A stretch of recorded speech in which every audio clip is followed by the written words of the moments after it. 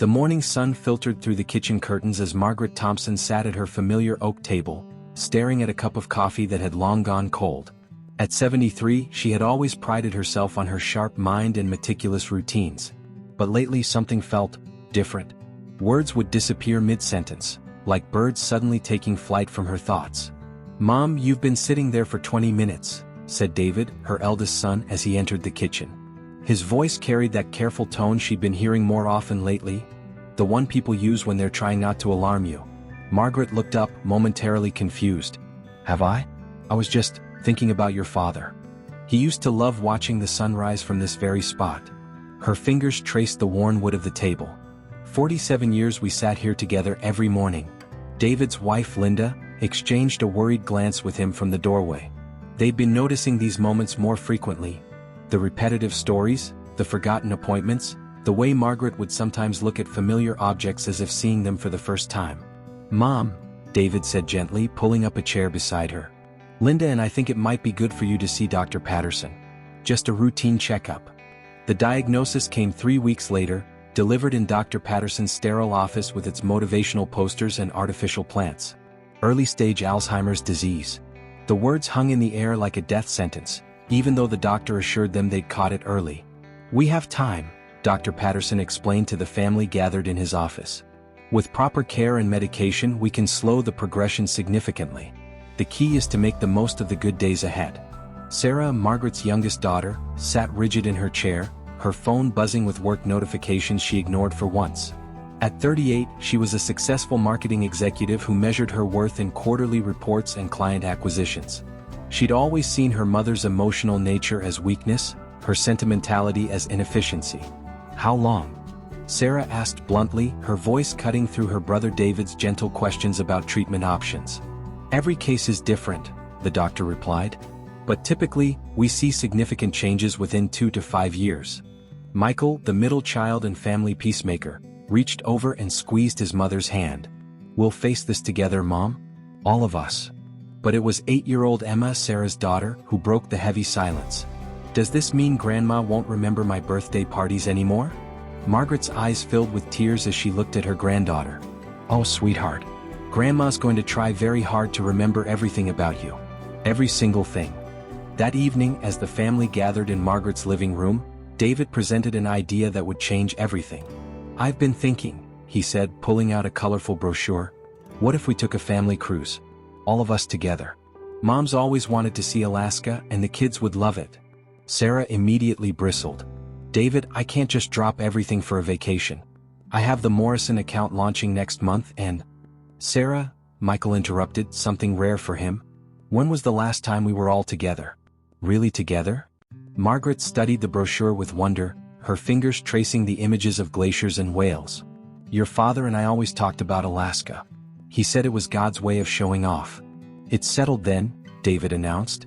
3 weeks from now, we're all going on the adventure of a lifetime."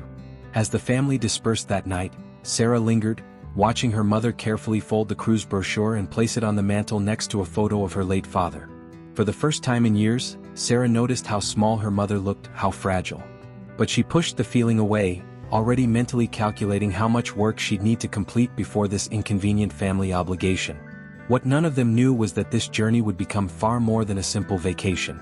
It would become a race against time, a celebration of memory, and for Sarah, a profound awakening that would challenge everything she thought she knew about what truly mattered in life. The cruise ship waited in the harbor, ready to carry them all toward an adventure that would change their family forever. The massive cruise ship towered above them like a floating city, its white hull gleaming against the Seattle harbor. Margaret stood on the dock, clutching her purse with both hands, her eyes wide with a mixture of excitement and uncertainty. The sounds of seagulls, car horns, and hundreds of chattering passengers created a symphony of chaos that made her feel momentarily lost. "Mom, stay close," David said, gently taking her arm as they navigated through the crowd. His wife Linda walked on Margaret's other side, carrying a small bag filled with Margaret's medications and a detailed itinerary they'd prepared together. Emma and her younger brother Jake, David's 10-year-old son, raced ahead toward the ship's gangway, their excitement infectious. "Grandma, look how big it is," Emma called back. "It's like a whole city on the water." Sarah trailed behind the group, her phone pressed to her ear as she handled what she called last-minute emergencies, but what Michael recognized as her usual inability to disconnect from work. "No, Jennifer, the Morrison presentation needs the blue graphics, not the green ones. We discussed this yesterday." "Sarah," Michael called back to her, "you promised to leave work behind for this week." She waved him off dismissively, but Margaret had stopped walking and was watching her youngest daughter with a sad expression. "She's always been like that," Margaret murmured to Linda. Even as a little girl, Sarah was afraid to just be present. Always planning the next thing, the next achievement. As they boarded the ship, Margaret's wonder was palpable. She ran her fingers along the polished railings, marveled at the crystal chandeliers in the atrium, and gasped with delight at their balcony cabin overlooking the ocean. "Richard would have loved this," she whispered, standing at the balcony door. "He always said the ocean was God's way of reminding us how small we are." The first dinner in the main dining room was a revelation. Margaret seemed more like her old self, animated and engaging as she told stories about her childhood in Iowa. She described summer nights catching fireflies, her first dance with Richard at the county fair, and the day David was born during a thunderstorm. "And then," Margaret continued, her eyes sparkling, "your father looked at this tiny, screaming baby and said, 'Well, Margaret, I think we've got ourselves a politician. He's already making a lot of noise and demanding attention.'" Everyone laughed, even Sarah, who had finally put her phone away after Linda's pointed suggestion that international roaming charges were expensive. But it was during dessert that the first real crack in Margaret's facade appeared. She was telling a story about Sarah's college graduation when she suddenly stopped mid-sentence, her fork hovering over her chocolate cake. "I'm sorry," she said quietly, "what was I talking about?" "College, Mom," Sarah said gently, surprising everyone with her patience. "My graduation." "Oh yes," Margaret nodded, but the confusion in her eyes lingered. "You looked so beautiful that day. So proud and... She trailed off again, looking around the table as if seeing everyone for the first time. David quickly changed the subject, but the moment hung over them like a shadow. This was their new reality, good moments interrupted by glimpses of the future they were all trying not to think about. Later that evening, as the ship sailed through the calm waters of Puget Sound, Margaret and Emma stood at the deck railing, watching the lights of Seattle fade into the distance. Sarah, who had intended to return to her cabin to review some documents, found herself drawn to watch them from a nearby deck chair. "Grandma," Emma said, "are you scared about being sick?" Margaret considered the question seriously. "A little, sweetheart. But you know what I'm more scared of." "What?" "Forgetting how much I love all of you. Forgetting the sound of your laugh, or the way your mother gets that little wrinkle between her eyebrows when she's concentrating really hard on something important." Sarah's breath caught. She did have that wrinkle, and she'd never realized her mother had noticed such a small detail. "But Grandma," Emma continued, "even if you forget with your brain, won't you still remember with your heart?" Margaret pulled her granddaughter close. "You know what, Emma? I think you might be the wisest person on this whole ship." As Sarah watched this exchange, something shifted inside her chest. A tightness she hadn't even realized was there began to loosen. For the first time in years, she found herself really looking at her mother, seeing not the woman who had embarrassed her with too much emotion and too many questions about her personal life, but a person facing the unthinkable with grace and courage. The ship's horn sounded 3 long blasts as they entered the open ocean, and Margaret raised her face to the salt breeze. "Tomorrow we'll see glaciers," she said to Emma. "Ice that's been frozen for thousands of years. Imagine all the stories it could tell." But as they headed inside for the night, Sarah couldn't shake the feeling that they were racing against time, and that the most important stories were the ones being written right now, in these precious moments when her mother was still fully herself. The ocean stretched endlessly ahead of them, holding both adventure and uncertainty in its depths. The morning of their third day brought them to Glacier Bay, where ancient ice met the sea in a display of nature's raw power. Margaret stood at the ship's bow, wrapped in the wool coat Richard had bought her 20 years ago, watching in awe as massive glaciers calved into the ocean with thunderous cracks that echoed across the water. "It's like watching the earth being born," she whispered to David, who stood beside her with his camera, trying to capture the impossible beauty of the moment. Sarah had planned to spend the morning catching up on emails, but found herself drawn to the deck by the sound of her family's excited voices. She arrived just as a whale breached near the ship, its massive body creating a splash that sent droplets of icy water across the deck. "Did you see that, Mom?" Emma shouted, jumping up and down with excitement. But when Sarah turned to look at Margaret, Her mother was staring at the glacier with tears streaming down her face. "Mom, what's wrong?" Sarah asked, moving closer. "Nothing's wrong, sweetheart," Margaret said, wiping her eyes. "It's just, your father and I dreamed of seeing this together for 40 years. And here I am, and he's not, and soon I might not even remember that we ever had that dream." The raw honesty of the moment hit Sarah like a physical blow. She realized that while she'd been focused on the practical aspects of her mother's diagnosis, the medical appointments, the care plans, the legal documents, she'd completely missed the emotional reality of what Margaret was facing. "But you're seeing it now," Sarah said quietly, surprising herself. "And you're sharing it with all of us. Maybe that's even better than Daddy could have imagined." Margaret looked at her youngest daughter with surprise. Sarah rarely spoke about emotional things, and she almost never mentioned her father without changing the subject quickly. The afternoon brought an unexpected crisis. During lunch, Margaret excused herself to use the restroom and simply disappeared. For 45 minutes, the family searched the ship in growing panic. David coordinated with security while Linda checked every public bathroom. Michael scoured the upper decks, and even the kids joined the search, checking the arcade and pool areas. It was Sarah who found her. Margaret was sitting in the ship's small chapel, a quiet space most passengers overlooked. She was in the front pew, staring at the simple wooden cross, her hands folded in her lap. But when Sarah approached, she could see that her mother was completely lost. "Excuse me," Margaret said politely when Sarah sat beside her. "Do you know what time the service starts? I'm supposed to meet my husband here, but I can't remember when he said to come." Sarah's heart broke. "Mom, it's me. It's Sarah." Margaret studied her face carefully. "Sarah? My Sarah?" The confusion slowly cleared from her eyes. "Oh, honey, I'm sorry. I got turned around somehow. Where is everyone?" "They're looking for you," Sarah said gently. "We were worried. I was trying to find the bathroom, and then I saw this place, and I felt like I needed to sit down for a minute to talk to your father." Margaret's voice was small, vulnerable. "Sometimes I feel him so close, like he's just around the corner, waiting for me." For the first time in years, Sarah didn't try to fix the situation or rush to the next thing. She simply sat with her mother in the quiet chapel, letting the moment exist without trying to manage it. "Tell me about him," Sarah said. "Tell me about Daddy." Margaret's face lit up. "Oh, Sarah, he was so proud of you. Even when you were little and so serious about everything, he would say, 'That girl's going to change the world.' He worried that you worked too hard, but he was so proud of your strength." "I don't feel strong," Sarah admitted, the words coming out before she could stop them. "I feel like I'm always running, always trying to prove something, and I don't even know what."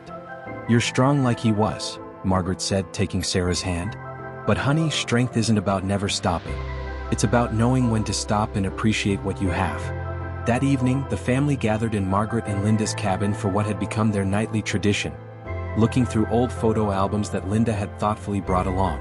Margaret's memory was sharper with the photos to guide her, and she told stories that brought their family history to life.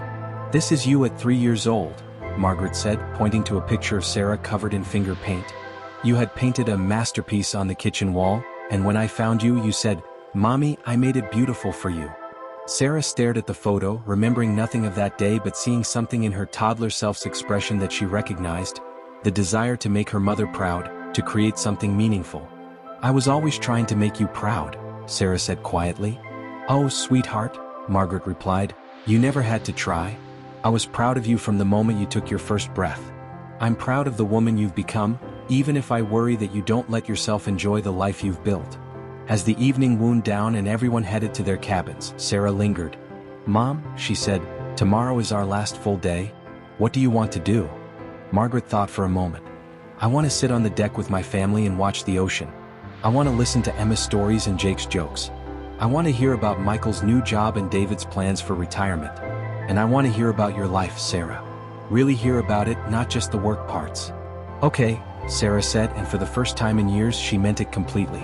"We'll do exactly that."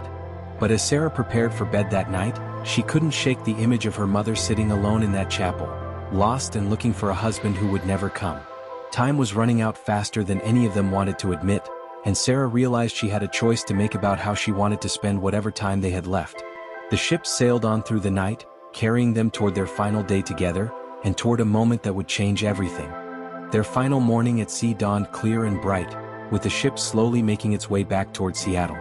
Sarah woke early and instead of reaching for her phone as she had every morning for the past decade, she went straight to the balcony to watch the sunrise paint the sky in shades of pink and gold.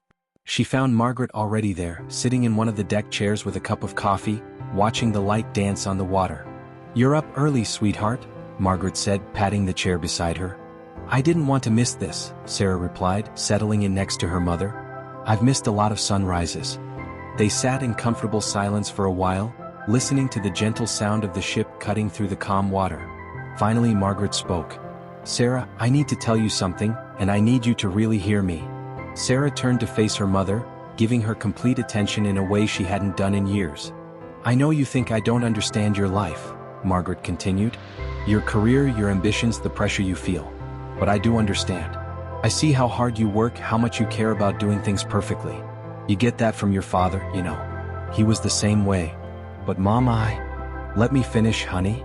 Margaret's voice was gentle but firm. "What I want you to understand is that all those achievements, all that success, I'm proud of it all. But what makes me proudest is the woman you are underneath all of that. The way you found me yesterday when I was lost. The way you sat with me without trying to fix everything. The way you're sitting with me right now." Sarah felt tears welling up. "I've been so focused on becoming someone you could be proud of that I forgot to just be your daughter." "Oh, sweetheart." Margaret reached over and took Sarah's hand. "You've always been enough just as you are. I just want you to know that too." The rest of the family gradually joined them on the deck, drawn by the perfect morning and the sense that their time together was precious. David brought his guitar, something he hadn't played in months, and began strumming soft melodies. Michael shared stories from his new job as a teacher, his face lighting up as he talked about his students. Emma and Jake took turns reading from a journal they'd kept during the trip, documenting every whale sighting and glacier encounter. "Grandma," Emma said, "we wrote down all your stories too, so we'll always remember them." Margaret's eyes filled with tears. "That's the most beautiful gift anyone's ever given me." As the morning progressed, Sarah made a decision that surprised everyone, including herself. She pulled out her phone, scrolled through her contacts and made a call. "Jennifer? It's Sarah. I need you to handle the Morrison presentation." "No, I'm not sick. I'm with my family and I'm exactly where I need to be." "Yes, I'm sure. You've got this." She hung up and looked at her family's shocked faces. "What? I trained Jennifer well. She can handle one presentation. Who are you and what have you done with my sister?" Michael teased, but his smile was warm with approval. The afternoon brought their final group activity, a cooking class in the ship's culinary center. Margaret had always been an excellent cook, and watching her work alongside the chef, her hands remembering recipes even when her mind struggled with words, was both beautiful and heartbreaking. "The secret to good cooking," Margaret told Emma as they kneaded bread dough together, "is to cook with love. Food made with love always tastes better." Sarah, who had lived on takeout and protein bars for years, found herself genuinely interested in learning. She worked beside her mother, their hands occasionally touching as they shaped dinner rolls, and realized this was the first time they'd cooked together since Sarah was a teenager. "Mom," Sarah said quietly, "would you teach me to make Daddy's favorite meal? The pot roast with the vegetables?" Margaret's face lit up. "Of course, honey. We'll do it as soon as we get home." That evening, their last night aboard the ship, the family gathered in the main dining room for a farewell dinner. Margaret wore the blue dress she'd brought for special occasions, and she looked radiant, surrounded by her children and grandchildren. During dessert, David stood up with his wine glass. "I want to make a toast," he said, "to Mom, who taught us that family isn't just about sharing the same blood, it's about sharing the same love. And to this week, which reminded us all what really matters. To Grandma," Emma added, raising her glass of sparkling cider, "who tells the best stories and gives the best hugs. To second chances," Sarah said quietly, looking directly at her mother, "and to not waiting until it's too late to say what matters." Margaret stood up slowly, her own glass in hand. "To my beautiful family," she said, her voice strong and clear. "You have given me the greatest gift of my life. Not just this wonderful trip, but the reminder that love doesn't fade even when memory does. Whatever comes next, I want you all to remember this. You are loved, you are enough, and you are my greatest joy." As they sailed back into Seattle Harbor the next morning, Sarah stood at the railing with her mother one last time. The city skyline grew larger as they approached, and with it, the return to real life. "Sarah," Margaret said, "promise me something." "Anything, Mom." "Promise me you'll remember that life isn't just about the destination. It's about the journey and the people you share it with. I promise, Sarah said, and she meant it with every fiber of her being. 6 months later, Sarah had made significant changes to her life. She turned down a promotion that would have required constant travel, choosing instead to work remotely 2 days a week so she could spend more time with Margaret.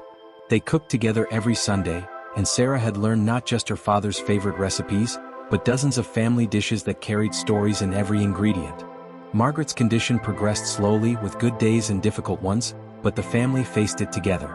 And on the hard days, when Margaret seemed lost in confusion, Sarah would pull out the photo album from their cruise and tell her mother stories about glaciers and whales, about sunrises on the ocean and the day they learned to make bread together. "Tell me about the ship, sweetheart," Margaret would say on those difficult days. And Sarah would tell her about the most important voyage of their lives. Not the one that took them to Alaska, but the one that brought them home to each other. The last photo in their cruise album showed the entire family on the deck, arms around each other, smiling at the camera with the endless ocean behind them. But if you looked closely, you could see something else in their faces. The knowledge that they had discovered something more valuable than any destination. The understanding that love, shared and expressed, is the only thing that truly lasts. And in Sarah's eyes, there was something new. The peace that comes from finally knowing what matters most.